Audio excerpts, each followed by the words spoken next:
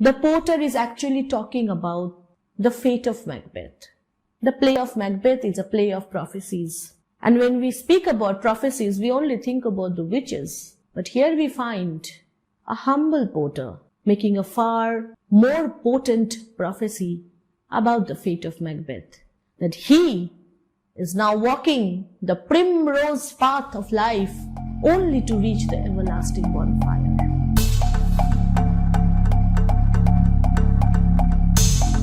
Hello and welcome back to Nibble Pop. We are doing a thorough textual analysis of Macbeth, and today in this session we will be doing the third scene of the second act, which is also popularly called the Porter scene in Macbeth. In the previous scene, we had seen that there was a knocking at the south gate, which Lady Macbeth and Macbeth both heard, and they retired to their bedchambers. They had already killed Duncan, and now we will see the consequences. Stay with me till the end of this video because this scene is very important and is often a favorite for the question paper setters as well.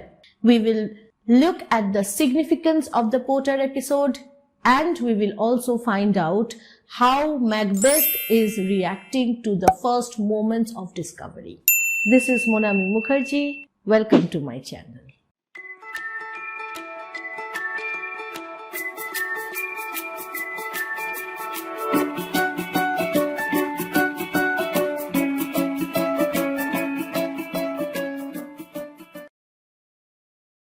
We know that there was a large party thrown when Duncan had arrived at Macbeth's place.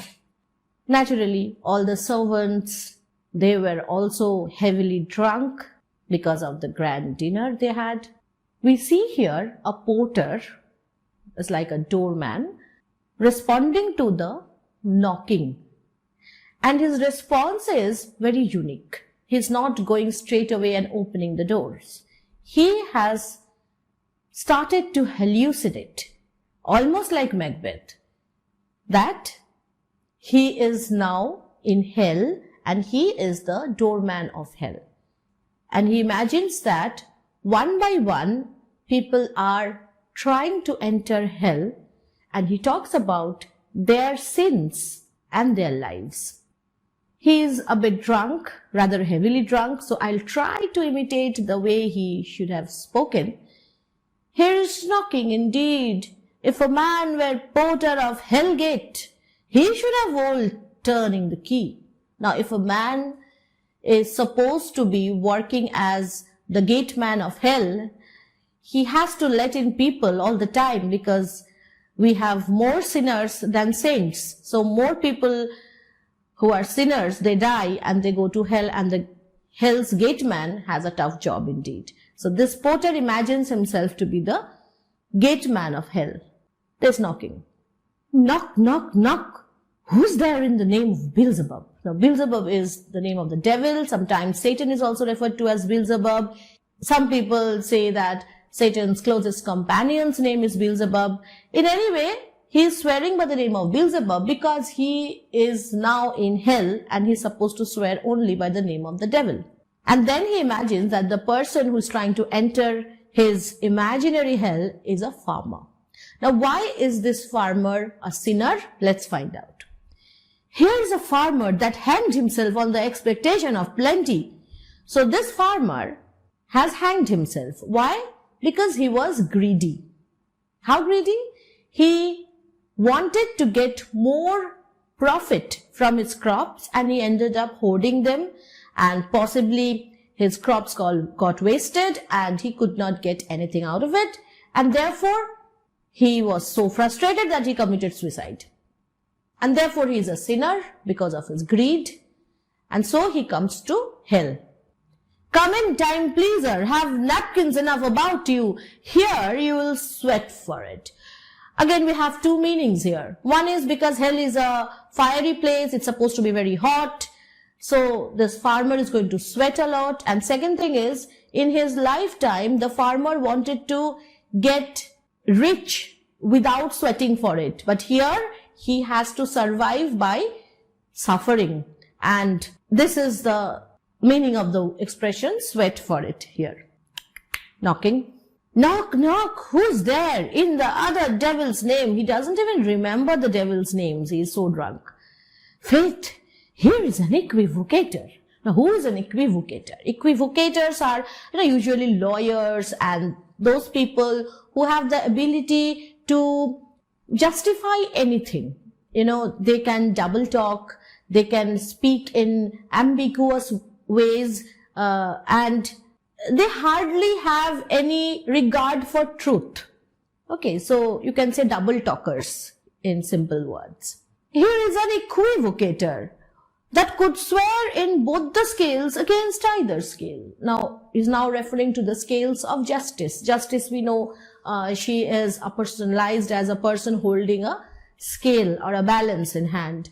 So this equivocator could speak on behalf of either this argument or that. Doesn't matter which the truth is. Who committed treason enough for God's sake, yet could not equivocate to heaven. But when it came to the judgment after his death, this equivocator could not convince God that he deserved a place in heaven, so he was sent to hell. That's ironical. Oh, come in, equivocator. Knock, knock, knock. Who's there? Now it's getting tired. People are constantly knocking. Now, why is this knocking going on? Simply because he's not opening the door. So the knocking is real. But everything else is imagined, hallucination, you can say. Faith, here is an English tailor come hither for stealing out of a French horse. Now, this French style was a bit tight-fitting and the tailors used to use less cloth, but they used to charge for more clothing. So, in a way, they cheated their customers when they were preparing a French hose. And this is also a sin. Come in, tailor, here you may roast your goose. Goose is the iron which the tailor uses to smoothen out his clothes. And since the hell is full of fire, he will have no problem in heating his iron. Knock, knock, never at quiet. What are you? Now, he is running out of his imagination, I see. But this place is too cold for hell. And suddenly he realizes that this is not hell, because this is not hot. This is not fiery. Now, earlier in a different scene, I had mentioned that Inverness, this word, somehow makes me reminded of the word inferno. Dante's Inferno, which actually means hell. So I feel quite intrigued when the porter himself imagines himself to be the porter of Hellgate, because Inverness in a way has become a second hell here, especially with the devilish Macbeth and his wife. The main thing which we should look at is, why is this episode necessary even? Now, if you remember the last scene, it ended on a very high note of tension, of suspense building, and a lot of darkness. And at the same time, somehow, we were all very charged up. But it was only the second act. The play has to go on for a long time now. So therefore, a certain pause is required so that there is a leveling down, which would allow a future escalation. So it's not just like a simple pyramid we are looking at. It's more like waves of the sea with crests and tuffs. You know what crests and tuffs are? When the waves are high, it's called a crest, and the lowest point of the wave is called a trough. So the dramatic movement takes the shape of a waveform here. And this point is allowing you to relax a bit, because the audience has to be relaxed too. This is also seen as a comic relief, because when I am reading this to you, this might not appear that comic, but if you are watching a theatrical performance and this drunken porter comes in, this creates a comic effect. His appearance creates a comic effect. Why do we need this comic relief in tragedy?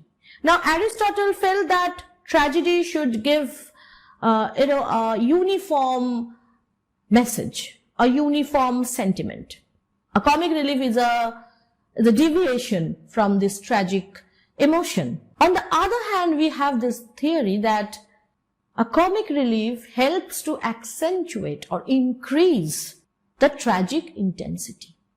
From a technical point of view, I believe that in the previous scene, Lady Macbeth had asked Macbeth to go to their bedchamber and change into their nightgowns. So when we see them next on stage, they will be wearing their nightgowns and not their formal wear, or that was even smeared with blood possibly, because they killed Duncan wearing them. Therefore, a minimum, 5 to 6 minutes time was needed. A gap was needed so that Macbeth and Lady Macbeth could at least change their costumes. Now, Shakespeare did not write to publish a book. He wrote to produce drama, to produce a stage show. So he had to keep in mind these little things which might not look very important to us, but as a producer of plays, he had to keep in mind these small little things.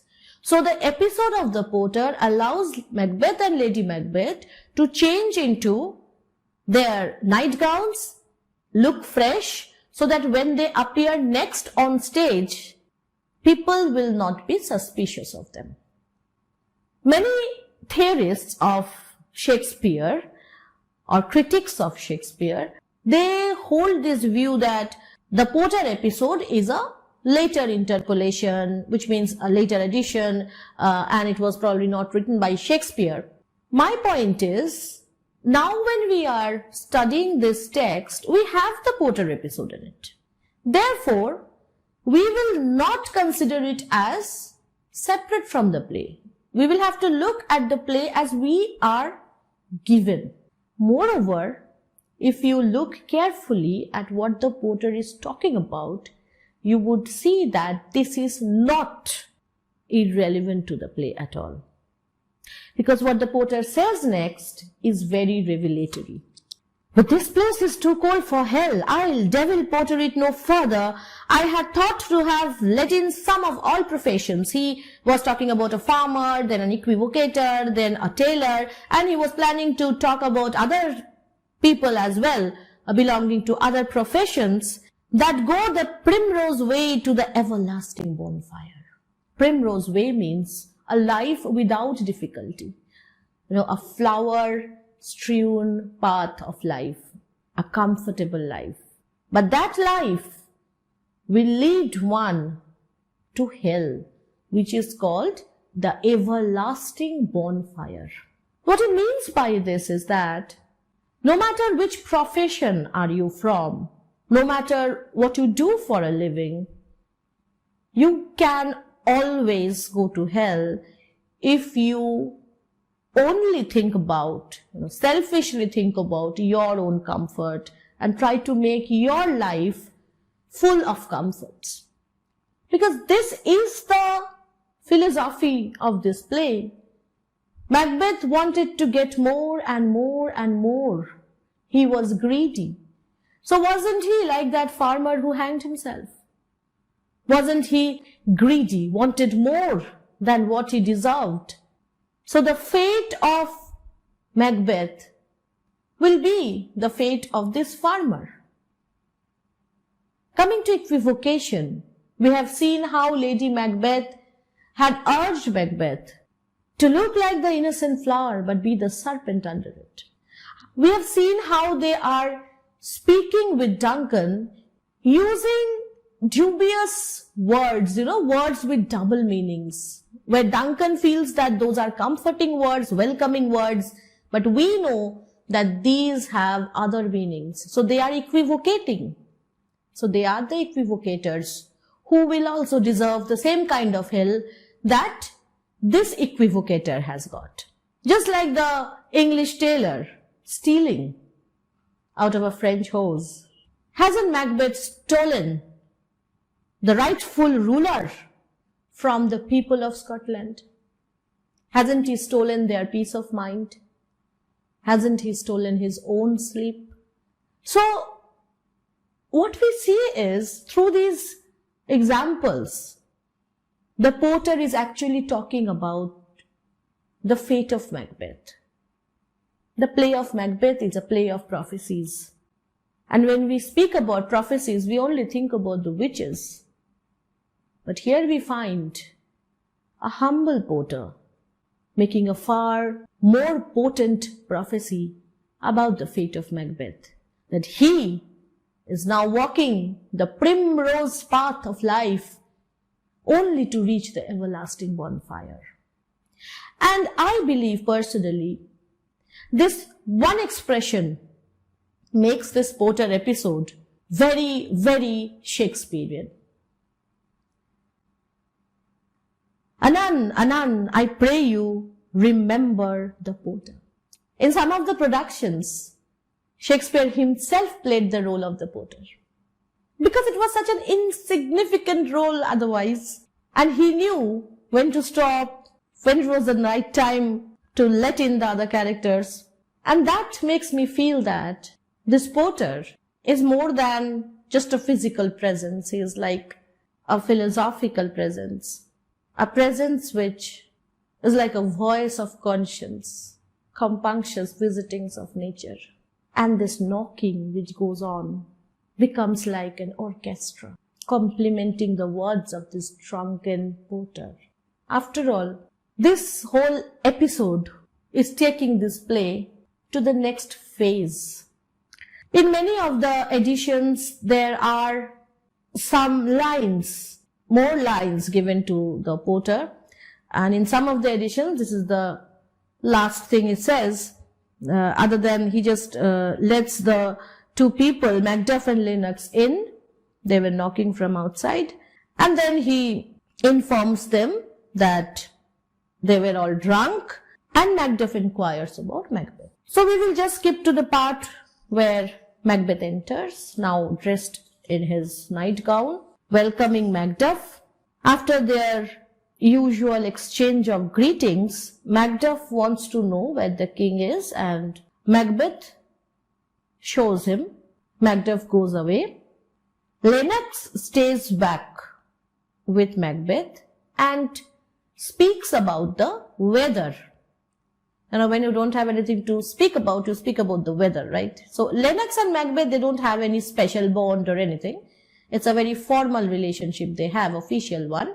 So Lennox, he is inferior to Macbeth in position, and he simply talks about their experiences. They were staying close to the castle, but outside in some tents. The night has been unruly where we lay. Our chimneys were blown down. So it was a very troubling night. It was a stormy night, thunder and lightning possibly. And as they say, lamentings heard in the air. Sometimes when the wind blows in a fierce way, especially on the hills of Scotland, it makes moaning sounds. But we also know that this was a night when Duncan was murdered. So probably the lamentings, the moanings were not entirely natural. But Lennox doesn't know about these things. He only feels that this is the sound of the storm. Strange screams of death, and prophesying with accents terrible of dire combustion. You know, this whole stormy environment, this whole stormy night was very unnatural somehow for Lennox.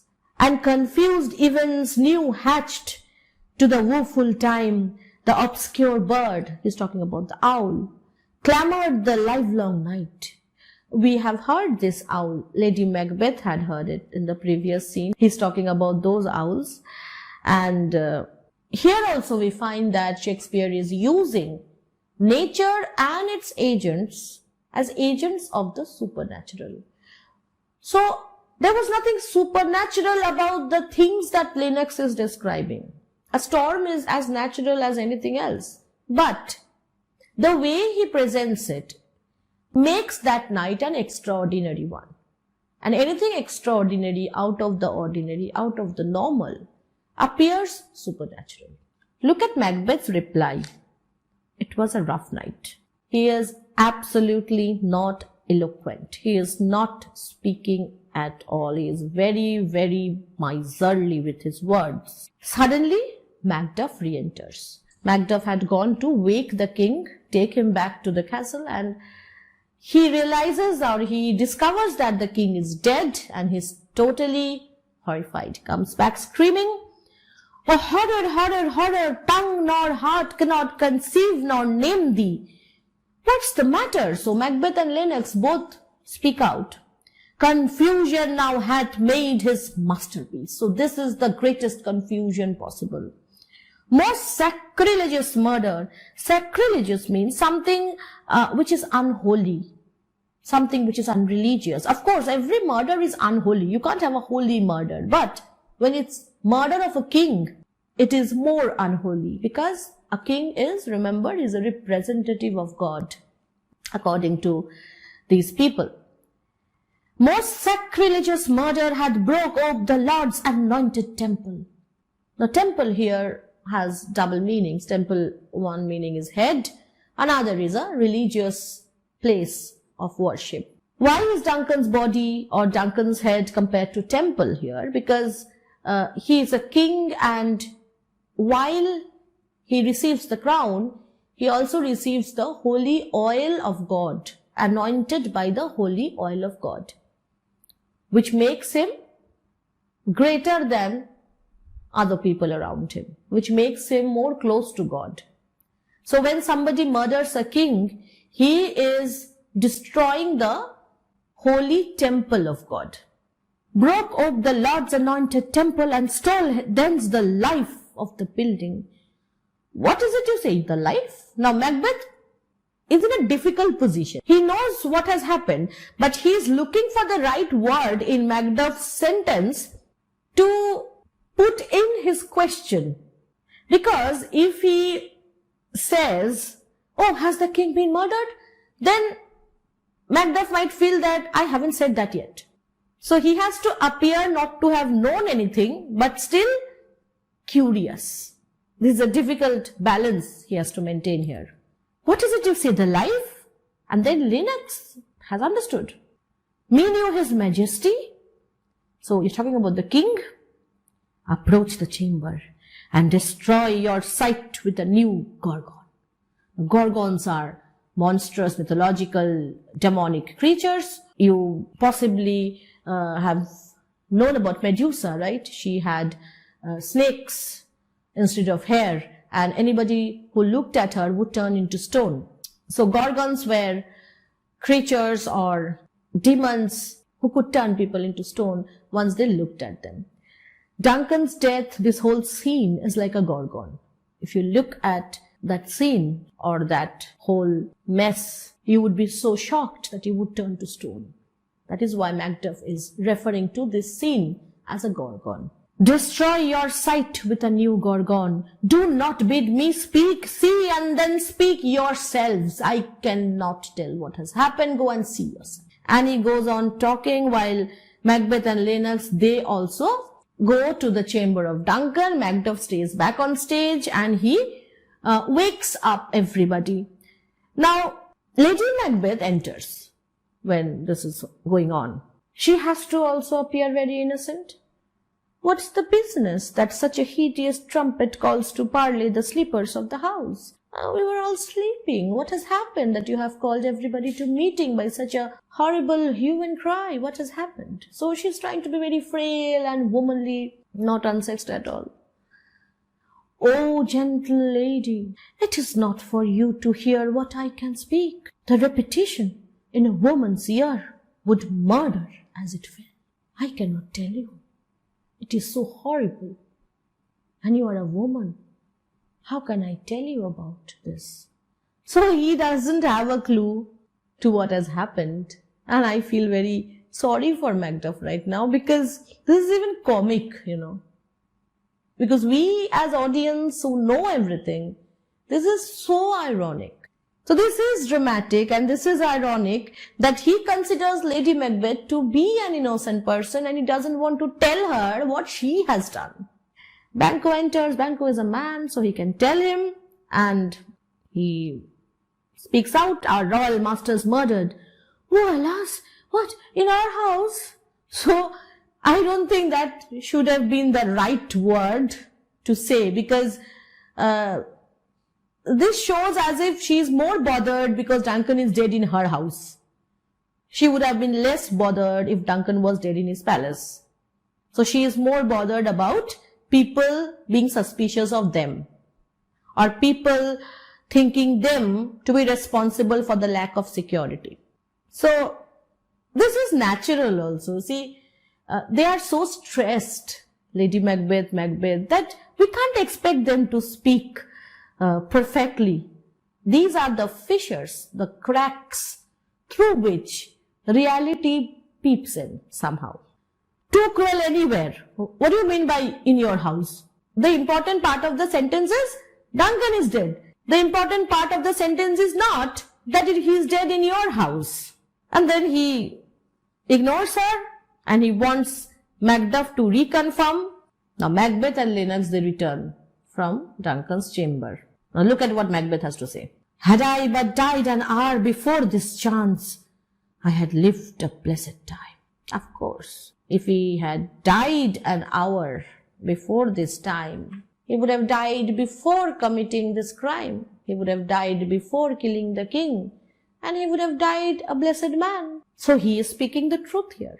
But what do the other people interpret this as? That he feels that the murder of Duncan has turned his life into a cursed life. He is so attached to Duncan.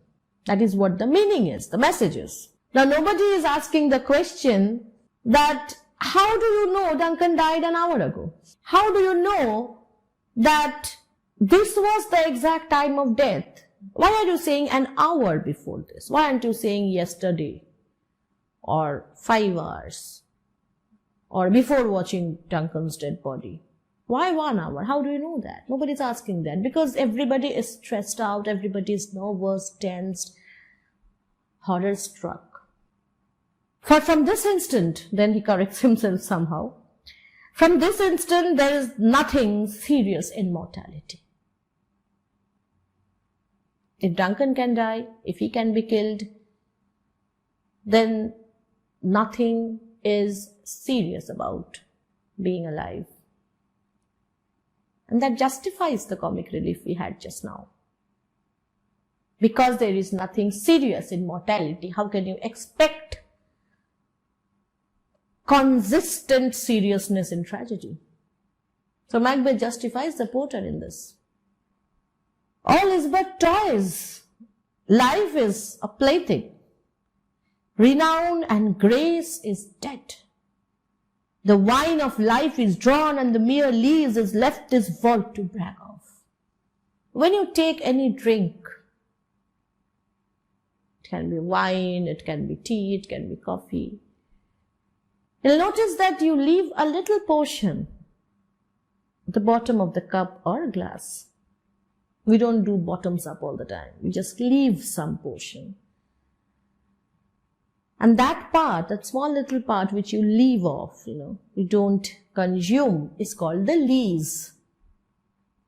If you have read the poem Ulysses by Tennyson, or if you read it later, he also uses that expression, lees, drinking life to the lees, means consuming everything of your life, living life to the fullest. Now Macbeth feels that the wine of life was Duncan. The Duncan was the valuable part of this life. This king, this royalty was the value of life. It's gone.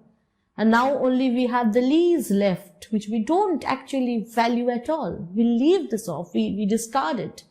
That is what is left for us to brag about. Malcolm and Donalbain, the two sons, they enter, and when they are informed, they also feel very crestfallen.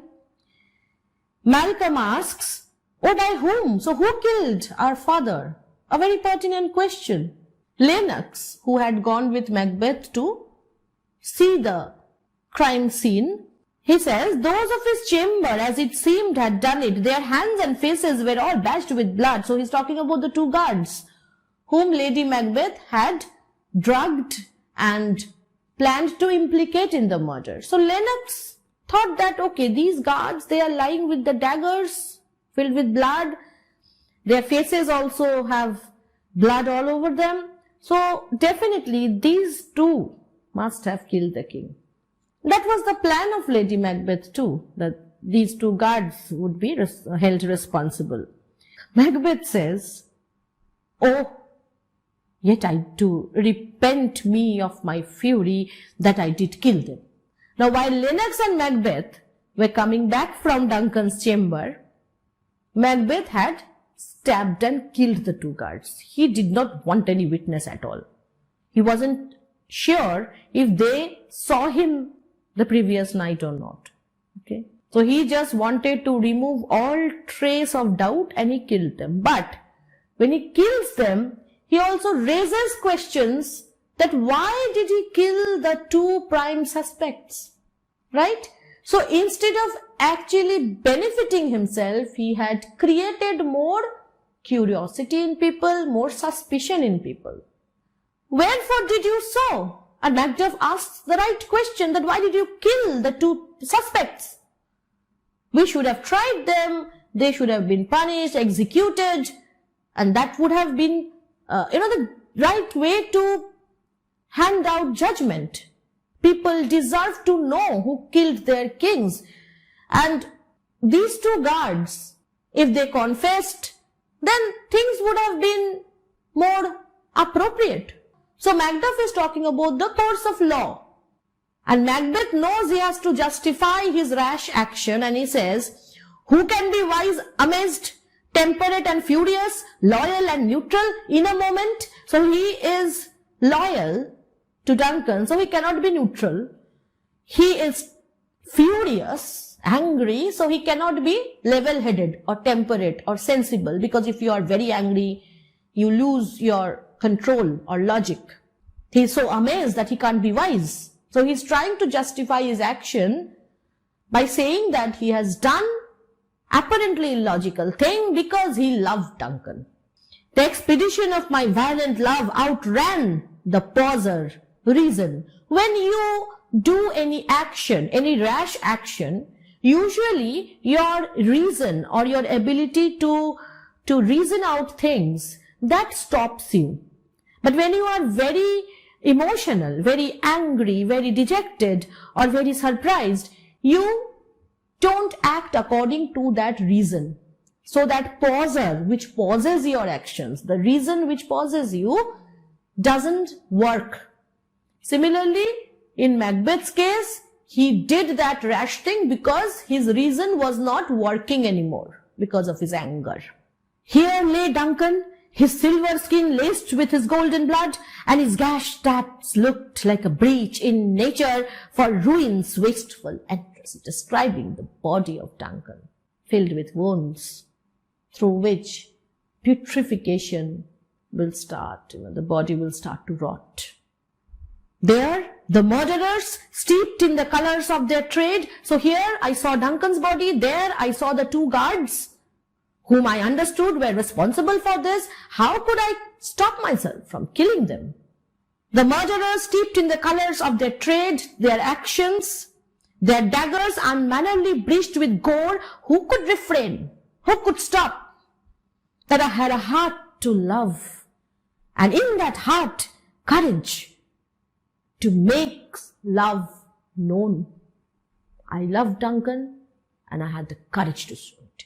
Now, I don't understand how he is saying that killing two drunken, drugged, confused guards, courageous.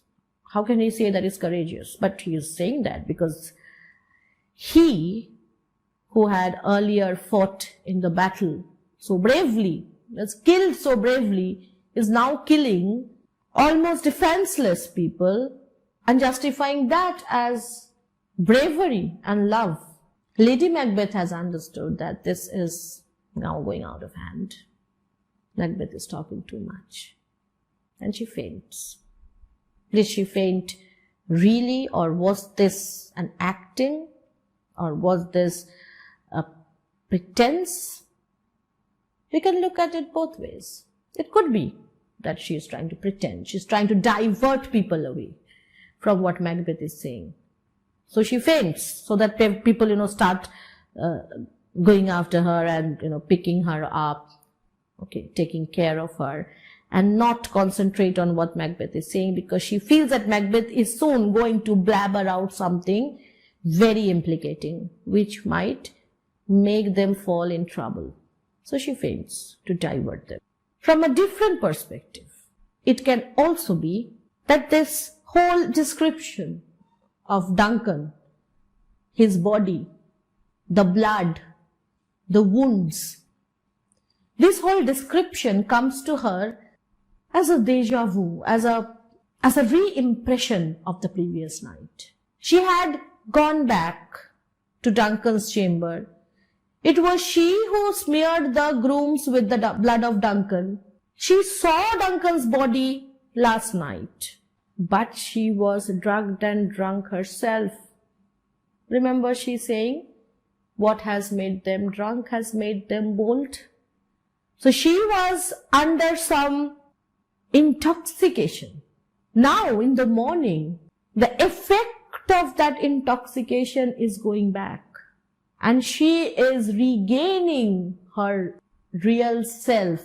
She is becoming the woman whom she wants to reject, and this woman faints because she remembers that sight, and Macbeth's words bring that sight back to her senses. Anyway, we don't know if she actually pretended or fainted really, but it had the desired effect of diverting everybody's attention. Malcolm and Donalbain, they are very confused. They don't know what they're going to do now. Malcolm speaks to Donalbain, why do we hold our tongues that most may claim this argument for ours? So we are the sons of the king who is dead. We are supposed to speak and mourn and clamor, and not Macbeth or not Macduff. We are supposed to show or express grief more than others. So why are we quiet? Donalbain, aside to Malcolm. So he is speaking to Malcolm. There are other people on the stage, but only Malcolm can hear him, and the audience, of course. What should be spoken here? Where our fate, hid in an auger hole, may rush and seize us? What are you trying to talk about here? If you speak out now, we will be targeted. So this is the time to stay silent. Let's away. Our tears are not yet brewed. So it is not time to shed tears.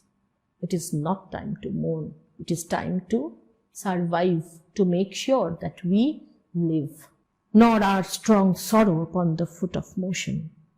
So our sorrow is also not ready for expression, foot of motion. Banquo, first he wants Lady Macbeth to be taken away, looked after because she has fainted, and then he proposes a meeting to talk about what is to be done next.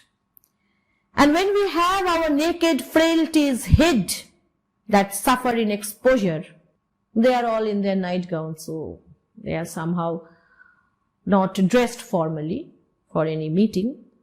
Let us meet and question. Now, when he uses the word naked frailties hid, it is natural to interpret it as his way of referring to their bodies, which are dressed in simple nightgowns. But he is also probably talking about the frailties of heart. Macbeth needs to hide his weaknesses. Banquo needs to hide his weaknesses. They need time for that. Let us meet and question this most bloody piece of work to know it further. So he wants to set up an inquiry. Fears and scruples shake us. In the great hand of God I stand. So he gives a sort of a disclaimer of honesty that I am ready for judgment of God. And thence against the undivulged pretense I fight of treasonous malice. So if I find anybody to be a traitor, I would fight against that person. So he expresses his interest in finding out the truth. And so do I. So Macduff also agrees. So all. Let's briefly put on manly readiness. So he also talks about change of dress and meet in the hall together. Well contented. Now everybody leaves. Malcolm and Donalbain do not leave with them. They do not want to associate themselves with these people right now. They don't know whom to trust, whom not to trust. So what will you do? Let's not consort with them. To show an unfelt sorrow is an office which the false man does easy. Malcolm right now is not feeling sorry. He's not feeling sad. He's feeling scared. And he hates to show any false sentiment. So in this one line, Malcolm is establishing himself as a straightforward man who does not believe in hypocrisy. I'll go to England. So he wants to go and take shelter with the King of England. To Ireland I. Now why are they not going to the same place? Because if they go to the same place, then this murderer of their father can easily track them and kill them both. So if they are in separate places, it would be more difficult for the murderer to kill them both. So at least one of them would survive. Our separated fortune shall keep us both the safer.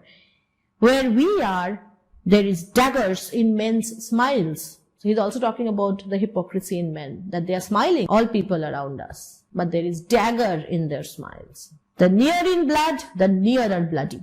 So we can't trust anybody. If we trust someone who is very close to us, it also means that he has a greater claim on the throne and so might be more dangerous. This murderous shaft, the arrow that is shot, hath not yet lighted. So this arrow has not yet reached the real target. And Malcolm feels the real target is not just Duncan, but any other person who has any claim to the throne. And Malcolm, he has a claim to the throne. So of course Malcolm is in danger. And our safest way is to avoid the aim. Therefore, to horse, and let us not be dainty of leave taking. We are not going to tell anybody where we are going. We are not going to go for any formal leave taking. But shift away. There is warrant in that theft which steals itself when there is no mercy left. So when there is no mercy, no compassion, then even any crime can be justified. Any act of stealing can be justified. And here he is stealing himself away. Therefore, it is okay to break the protocols of leave taking, taking permission, informing, because now they need to primarily survive. So that brings us to the end of this scene. And the scene which follows is a low-key one, which mostly gives us the information that Malcolm and Donalbain, they are not in Scotland, and therefore people are suspicious of them, that they must have killed their father and fled. And somehow Macbeth, being the next in blood, is nominated as the next king. So when we begin our next class, we will be taking up scene 1 of the 3rd act directly, where Macbeth is already a king. I hope you have understood this scene clearly. If you have any questions regarding any portions, feel free to ask me in the comment section. In the description box, I have also given some links on the articles that I have written on different topics from Macbeth. You can have a look at them. I promise to be back with the next episode very soon. Till then, stay subscribed, stay happy. Bye-bye.